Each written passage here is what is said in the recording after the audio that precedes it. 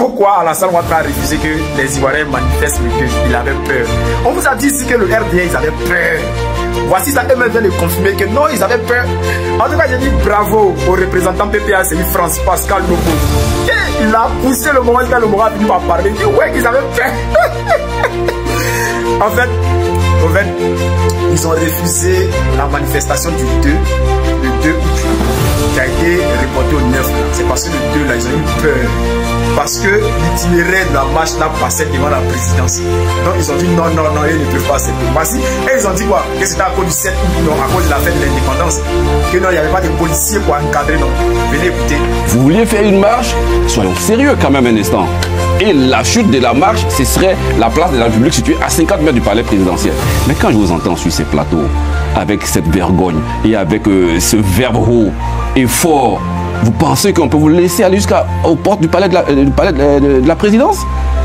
Vous pensez qu'on peut vous laisser sortir des gens sérieux, capables de retenir vos militants? On aurait fait le coup, mais avec vous, c'est pas possible. In fine, derrière, on sait ce que vous pensez. Ça tombe bien. Laissez-moi finir. C'est une marche, on ne marche jamais avec les armes, les Kalachnikov. Oui, c'est ce que vous dites. Vous le savez très bien. Vous le savez très bien que nous, on ne marche pas avec les armes. Monsieur Legbo, laissez-moi finir. Tout à l'heure, laissez-moi finir. Ce qu'on connaît en Côte d'Ivoire, la violence, c'est bien le RDA qui a déjà pris les armes. Laissez-moi vous voler dans les plumes là. Laissez-moi cette faveur là. Laissez-moi cette faveur. Allez-y. Vous étiez tellement véhément tout à l'heure que même le commun des mortels dans son entendement ne vous laisserait même pas vous approcher de la présidence de la République.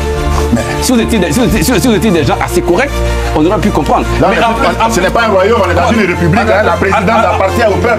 Oui, le peuple veut venir vers sa présidence. appartient au peuple, je suis d'accord. Oui, mais quand vous allez la souveraineté appartient au peuple. Et la souveraineté, cette souveraineté-là, elle est matérialisée par le palais. Le palais, ce n'est pas un royaume. Nous avons le droit de marcher, aller jusqu'à... Mais les marches, vous avez déjà... Écoutez, messieurs, on va clarifier. Non, mais il n'y a pas d'intention d'aller...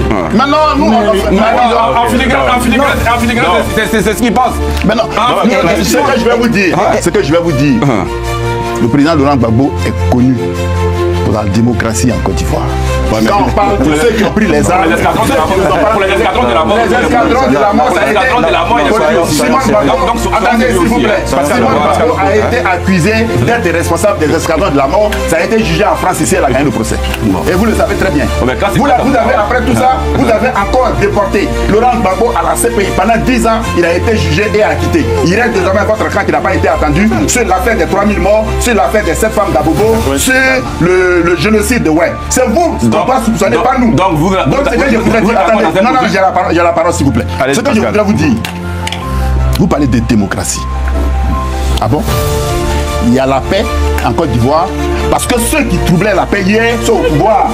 C'est de cela qu'il s'agit. C'est pour ça que depuis 15 ans, il y a la paix. Parce que vous avez en face une opposition civilisée, républicaine, qui ne prend pas les armes à la place des marches démocratiques. C'est pour ça qu'il y a la paix en Côte d'Ivoire. Donc dans tous les pays où il y a la paix, c'est des gens qui avaient été... On parle de la Côte d'Ivoire, mais on parle pas... Pourquoi vous voulez qu'on se compare? Non, mais vous comparez... Moi qui ai la parole, écoutez ma logique et répondez-moi. J'ai dit aujourd'hui il y a la paix en Côte d'Ivoire parce que ceux qui troublaient la paix hier, c'est eux qui sont au pouvoir aujourd'hui. Donc il n'y a plus personne pour troubler la paix. Notre opposition est civilisée. Depuis Houphouët-Boigny, Gbagbo est opposé à Houphouët-Boigny. Il n'a jamais troublé la paix en Côte d'Ivoire. C'est vous qui avez ramené l'opposition trouble avec les Kalachnikov, avec les rébellions préparées. Le château Yopougon, c'est pas vous. J'ai dit Gbagbo a été jugé. Le château Yopougon, c'est pas vous. J'ai dit le dossier du chalet de Yopougon était devant la CPI. C'est ça, vous n'avez rien fait. Vous n'avez rien fait. L'acquittement, on se connaît au pays. Non, donc vous n'avez rien fait du tout. Si on a fait quelque chose, vous n'avez rien fait. Si on a fait quelque chose, en droit, l'acquittement, ça voudrait dire quoi? Messieurs. Mais c'est ça, tous ces dossiers ont été jugés. Je parle de cette femme d'Abobo que vous jugez aujourd'hui, ça ne vous dit plus rien. Chaque mars, chaque mois de mars de chaque année, vous faisiez une commémoration des 7 mois d'Abobo. Mais depuis que Gbagbo est revenu de la CPI et que c'est votre tour maintenant de dire la vérité sur les 3000 mois en Côte d'Ivoire, sur le génocide de Ouai, vous ne dites plus rien. Quand vous parlez de 3000 mois et de génocide de Ouai, j'aimerais que vous puissiez quand même, parce que ce que vous dites aussi, c'est très dangereux. C'est documenté. Oui, mais envoyez cette quand c'est documenté, il n'y a pas de ces documents-là. Allez-y. Le jour où vous serez à la CPI, on va envoyer tous ces documents-là. Nous allons venir témoigner. Il faut le faire maintenant. Non, on n'est pas dans un tribunal. C'est pas la CPI. On n'a pas dit c'est pas la CPI. Quand vous serez devant la CPI, nous allons envoyer la documentation et des témoins. Parce que vous en avez envoyé 89 et après les 89, papa a été acquitté. Donc on vous attend devant la CPI. Parce qu'aujourd'hui, c'est vous qui assurez l'exécutif de la Côte d'Ivoire. Et la Côte d'Ivoire se porte mieux et bien. Mieux et bien comment? Mieux et bien en termes de développement. Non, c'est bon. Mieux et bien. Moi, ce qui est toujours drôle avec les gens du RDS, c'est de... Non, du RADP. C'est la même chose parce que RADP, c'est le nom commercial du RDR. Et puis l'appellation, je rappelle, l'appellation RDR et RADP appartient au PDCI RDR. Ils ont toute la documentation. Donc voilà. On continue à blouser. Ce qui est charmant et malheureux avec les gens du RDR, c'est de toujours projeter leur propre turpitude sur les autres. Ah, ce n'est plus le fait de votre patron aujourd'hui, la turpitude. Ça change de camp là-bas. Leur propre mauvais penchant sur les autres. Dans ce pays-là, on sait qui fait la politique avec la violence. On sait qui a orchestré une rébellion. On sait qui a fait pas mal de coups d'État pendant la transition. On sait qui sont ceux qui ont comme on appelle, fomenté des coups d'État. Venir aujourd'hui dire que l'opposition doit marcher à Yopougon parce que si elle se rapproche du pouvoir, elle va essayer de prendre le pouvoir par plus. Non, c'est complètement ridicule. Non, j'ai pas dit ça. C'est complètement ridicule. Vous n'avez pas laissé finir. J'ai pas dit ça. J'étais sur le plateau il y a moins de 10 jours. Je sais ce que je dis. Vous avez dit que vous nous connaissez. Des gens bien. Je vous ai dit. Carline me témoin la dernière fois quand je parlais, j'ai dit, vous envoyez, et je parlais sur l'affirmation de Yves et puis de Damana Picasse, qu'ils étaient prêts à mobiliser 100 000 personnes. J'ai pris ces chiffres-là bruts. J'ai dit, imaginez que vous envoyez 100 000 personnes à la place de la République. Et alors laissez-moi finir. La place de la République, c'est laissez-moi finir. Je n'avais pas. Non, j'ai pas fini. Non, vous avez pas. À mon temps de parole, vous allez la prendre. Parce que nous sommes de parole, vous allez. Mais la seule question que j'ai posée, j'ai dit, par exemple, il y a un illuminé qui dit, allons au palais présidentiel. Alors qu'il y a des gardes commis à la protection de ce bâtiment. La seule question que j'ai posée, quelle sera la réaction de ces gardes? Vont-ils laisser les manifestants aller envahir le palais présidentiel? On va pas parler laissez-moi finir. Il y a un itinéraire. Vous êtes en train de faire de la supputation, de la science-fiction. Pas de science-fiction. Je suis en train de vous parler de quelque chose de sérieux. Je ne rigole pas quand je le dis. Mais c'est quand vous envoyez 100 000 personnes sur la place de la République qui est située à 50 mètres du palais présidentiel, je ne dis pas que vous allez faire un coup d'État parce que c'est pas comme ça que ça se passe pas. Parce que c'est pas la même personne que vous allez envoyer 100 000. Je posais la question, si quelqu'un, extraordinaire, disons, allons au palais, par une foule qui n'arrive pas à maîtriser, il y a des gars qui sont commis à la pression du palais. J'arrive. Ça, c'est votre imagination. Laissez-moi finir. Oh là là. C'est votre imagination.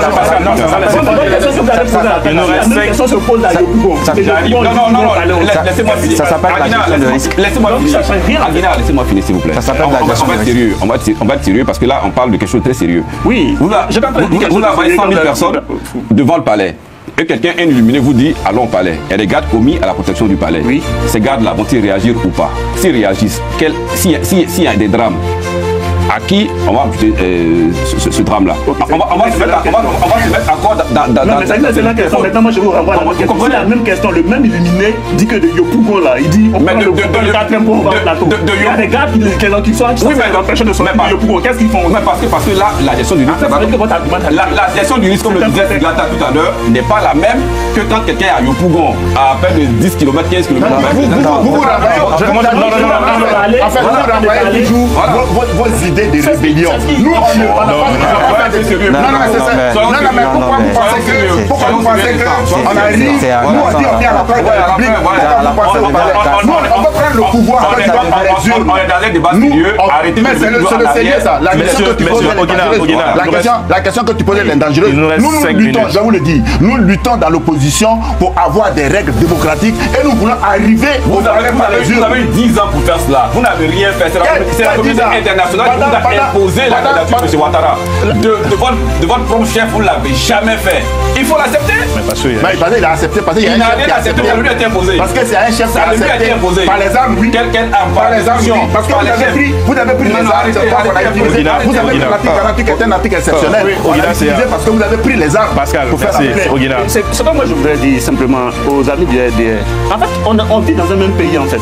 C'est pas parce que M. Ouattara s'est assis devant les écrans, comptant sur la force de ses baïonnettes, a dit qu'il va avoir une élection apaisée, qu'il vous d'aller croire ça, même si après chaque mention, il dit toujours faites-moi confiance, c'est une expression qui est propre.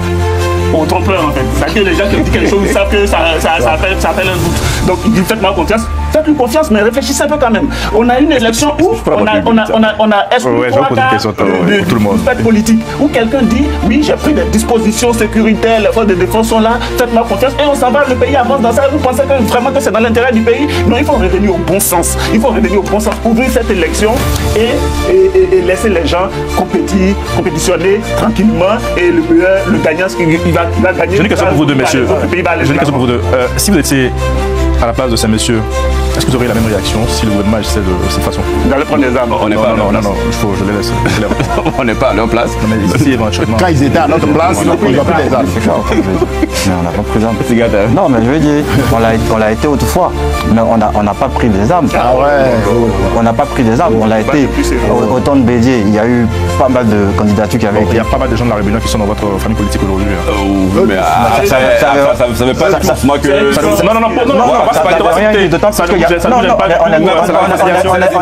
Puisqu'il y a les accords de Marcoussis et puis après tout le monde quand ils sont arrivés, c'est les FRC qui sont devenus l'armée nationale. Dans le corpus des organisations politiques en Côte d'Ivoire, il y a eu des mutations. Il y a des gens qui étaient là qui se sont retrouvés ailleurs. Donc ça, c'est pas. Non, mais on parle de l'armée ici. Ceux qui étaient dans la rébellion, on a été dans cette situation. Le pays a continué à avancer. L'armée et cette situation, c'est quand. Vous avez une minute pour répondre à ma dernière question. Aujourd'hui, c'est l'anniversaire de l'indépendance. 65 ans plus tard, est-ce qu'on peut dire que la République ivoirienne est réellement indépendante? Vous avez une minute, je crois. Oui, on peut dire que la République ivoirienne est complètement indépendante, mais après l'indépendance, il faut avoir l'indépendance financière, et l'indépendance financière, elle s'obtient par l'industrialisation du pays. Et quand le pays est industrialisé, il y a beaucoup de ressources que le pays peut avoir, et ça permet à toute la population de vivre mieux. Et c'est à ce stade-là de développement que le président de la République veut nous amener à travers les 5 prochaines années. Très bien. Nous sommes un pays indépendant, nous sommes maîtres de nos décisions, du point de vue gestion du gouvernement et tout. Donc, à ce niveau, tout va bien, sauf qu'on sait qu'après 2025, on aura plus de couverture d'électricité, on aura plus de villages qui auront de l'eau, on aura plus d'hôpitaux construits, on aura plus de lycées. Et l'excellence encore qui est une culture sous Ouattara va continuer à grandir parce qu'on se rend compte qu'il y a beaucoup de prix qui ont été glanés sur le plan mathématique, déterrés par les élèves de Côte d'Ivoire. Et l'Institut national polytechnique est devenu la deuxième université, meilleure université d'Afrique francophone. Donc on va continuer à travailler cette excellence-là. Et puis on aura le TR, donc le métro, qui va justement... Depuis 2015 qui est annoncé. Oui, mais qui va bientôt voir le jour. Je ne sais pas si vous avez fait de la gestion de projet, mais je n'ai pas envie de et donc il va être fonctionnel, donc qui va faciliter la mobilité des habitants de Grand Vision. Donc on aura aussi plus d'investissement parce que dans un pays stable, voilà. Donc ça fera 20 ans d'exercice de pouvoir, donc 65 ans. On veut faire plus, hein. Plus. On peut aller même jusqu'à 50 ans. On les attend dans les urnes, mais pas par les menaces. Quand il dit qu'on ne sera jamais là, on les attend dans les urnes, mais pas par les menaces. Ils ont je voudrais sur ce point-là dire que notre combat aussi renvoie à l'acquisition des leviers de la souveraineté qui font défaut à la Côte d'Ivoire. Ça va donc Mélo, ça. Au niveau de la monnaie, nous ne sommes pas indépendants, nous ne sommes pas souverains. Au niveau de la présence militaire étrangère sur notre territoire, nous ne sommes pas souverains, nous ne sommes pas indépendants. Donc ce sont des débats avec lesquels il faut évoluer pour parler vraiment d'indépendance. Parce que l'indépendance en français a un sens. On n'est pas totalement indépendant parce qu'il y a des leviers de la souveraineté qui sont confisqués par certains pays occidentaux. C'est-à-dire ceux qui étaient là hier comme colons, ils sont encore là sous une autre forme. C'est pour ça que vous voyez certains présidents, pour prendre une décision en Côte d'Ivoire, sont obligés d'être toujours en France pour qu'on leur dise va et puis faire ça. Ça, ce n'est pas l'indépendance. L'indépendance, ça a un autre sens. Les présidents qui viennent ici tous les jours, on dirait que c'est ici qui est son village. Ils sont toujours venus. Ils sont toujours ici en train de prendre des instructions pour aller les exécuter. C'est pas ça là. Non, je ne fais pas de débat. Ils n'ont pas 2 millions de dollars à un président français. Ils ont tout donné. La Côte d'Ivoire, de toute façon, elle est gérée par eux désormais. Donc on ne peut plus les donner. Alors, l'indépendance, elle a été proclamée. Donc nous pouvons dire que nous sommes indépendants. Nous, notre combat aujourd'hui, c'est la souveraineté, c'est-à-dire le fait par lequel tu décides de ton destin toi-même et tu le tiens en main, avec le moins d'interférences extérieures. C'est la bataille. Et c'est ce que nous voulons faire. Parce que là, ce que nous constatons aujourd'hui, nous sommes le premier pays où les gens pour payer des fonctionnaires, à chaque fois, ils sont obligés de venir commander des appuis diplomatique. C'est pas sérieux ce que tu dis, Amina. C'est pas le débat terminé au Guinée. Le combat c'est le financement à long terme. C'est-à-dire comment on construit une économie souveraine. Les gens ont pris 40 Il y aura le temps des débats de projet bientôt. 2 000 milliards de dettes qu'ils ont détournées majoritairement, qu'ils ont mis dans quelques infrastructures routières. 3 000, et même ils ont dit 3 000 milliards. 3 000 milliards. Et cet argent aurait pu servir à identifier nos populations. Avec 5 000 milliards, 2 000 milliards, on aurait pu faire ça. À ensuite bancariser nos populations, à même lancer l'exploitation. Si on consacrait 5 000 milliards à la transformation du cacao, on ne serait pas en train de danser pour une seule usine en fait. On aurait pu transformer. Il y a 40 usines. Bancariser, ça m'intéresse parce que c'est mon domaine. Bancariser nos populations, ça veut dire quoi? C'est mon domaine aussi. Bon, monsieur, monsieur Oguina, il faut terminer. Donc voilà. Donc nous sommes là. Le combat du président Tidjane Thiam aujourd'hui, c'est de faire de ça. C'est pas l'endettement qui va nous développer. Et là, 2030, il va être attirer des capitaux. Pour attirer des capitaux, il faut être un pays, un état de droit, un pays sérieux, pas un pays où les gens, les ministres vont venir défendre une chose et le lendemain. Ils sont en règle de la loi déjà. Donc nous sommes dans une bataille pour conquérir notre souveraineté. Bien. Et c'est ce que nous souhaitons pour le pays. C'est ce pays que nous voulons laisser à nos enfants. Oui, mais pour le faire, il faut être en règle vis-à-vis de la loi. Il ne faut pas.